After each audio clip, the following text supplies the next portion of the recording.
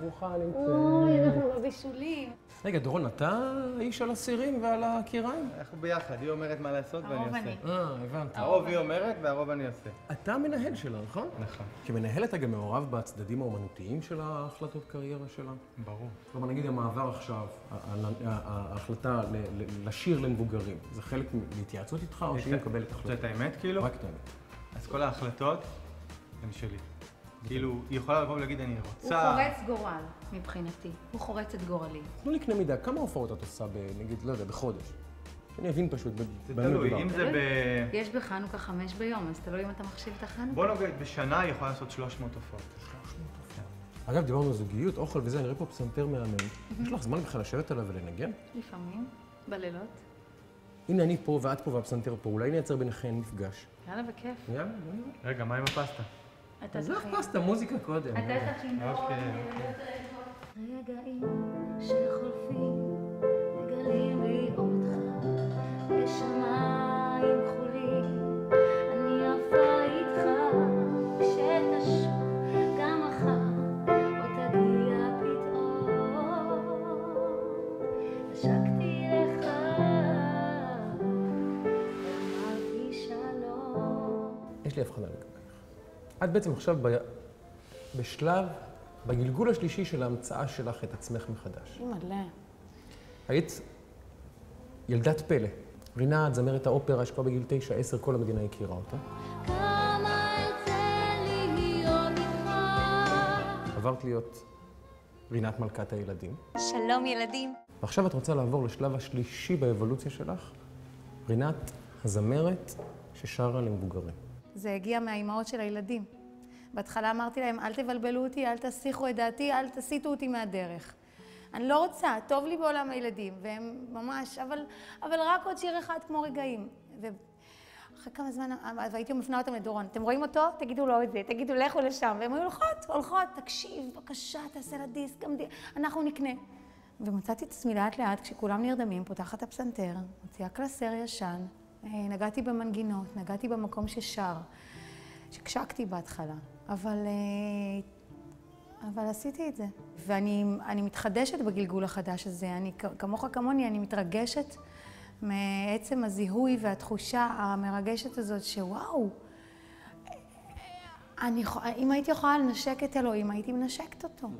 זו תחושה כזאת שכאילו יואו, אין לך סוף להמצאות שלך ולהפתעות שלך.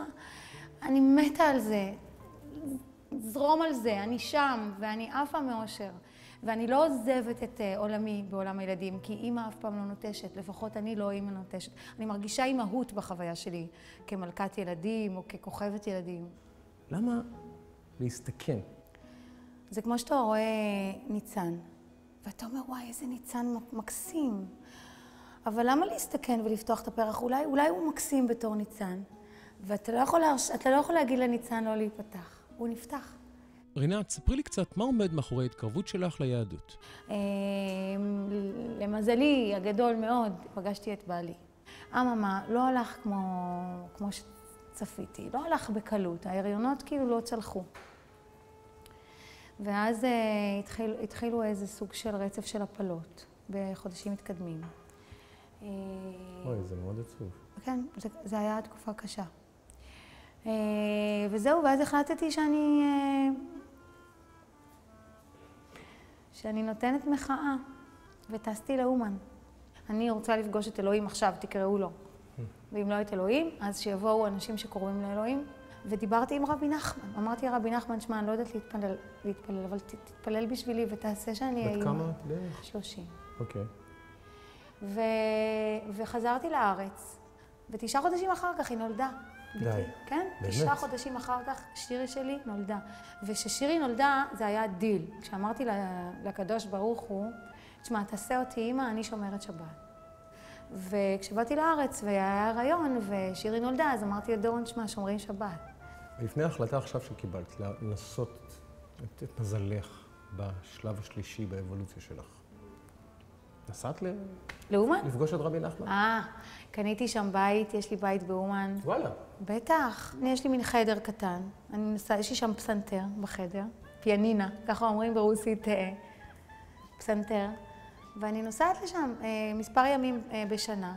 חס ושלום, טפו טפו טפו, רחוק מכולנו.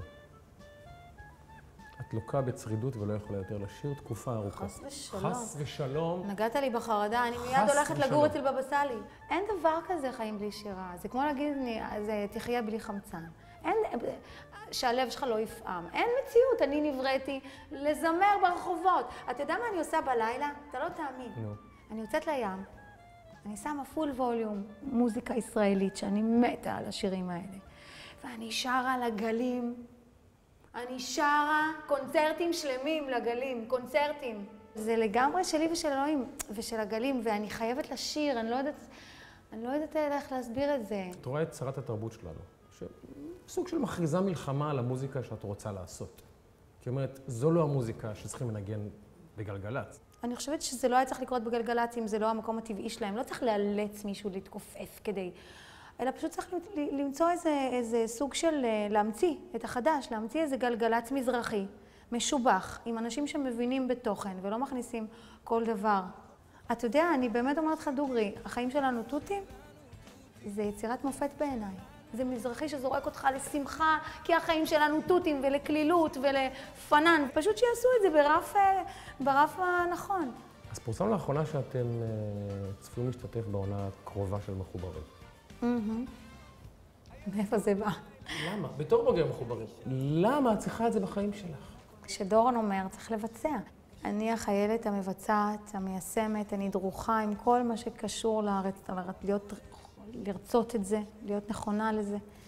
אבל כשהוא מביא החלטה גורלית, כמו מוציאים דיסק, כמו עושים מחוברים, כולנו לוקחים הרבה אוויר, כולל הבנות שלי, ושואלים אותו למה, גם אם הוא מסביר טוב, גם אם הוא מסביר לא טוב, אנחנו יודעים שזה מה שהולך לקרות. נשאר לך זמן לעשות משהו, לפתח את עצמך? אני לומדת נבל. מה אמרת? אני לומדת נבל. אני רוצה לשמוע אותך מנגן בנבל. וואו. תשמע, אני בשיעורים הראשונים שלי, אל תלחיץ.